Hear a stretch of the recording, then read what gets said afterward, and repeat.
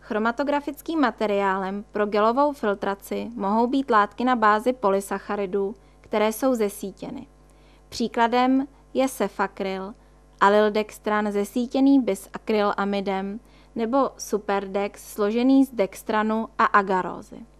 V našem praktiku se seznámíme se cefadexem, který je tvořen dextranem zesítěným epichlorhydrinem. Podle velikosti pórů se rozlišují jednotlivé typy cefadexu označené G25 až G200. Každý typ cefadexu se vyrábí v různé velikosti částic. Nosič tvořený nejmenšími částicemi se nazývá superfine a poskytuje nejlepší účinnost separace. Velikost označená fine je vhodná spíše pro preparativní účely. Velikost označená coarse a medium je určena pro preparativní účely, kde je nutný vysoký průtok a nízký tlak.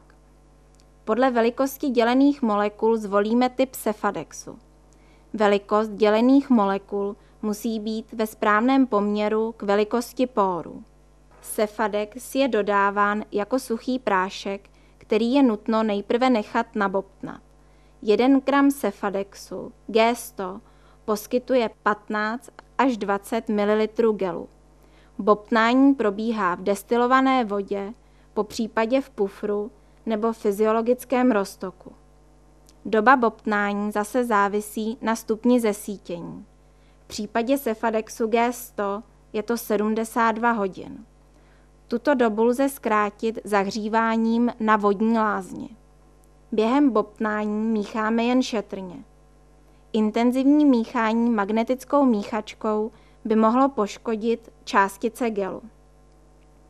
Před plněním chromatografické kolony je nutno gel zbavit bublin vzduchu. Gel nalijeme do odsávací baňky a připojíme k vodní vývěvě.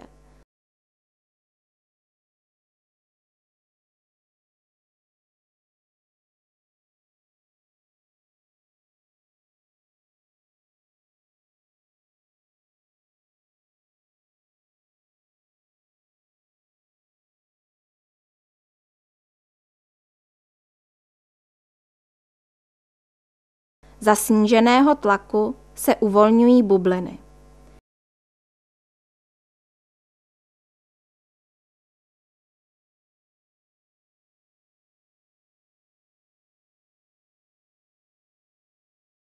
Gel cefadexu G100 je připraven k plnění do kolony.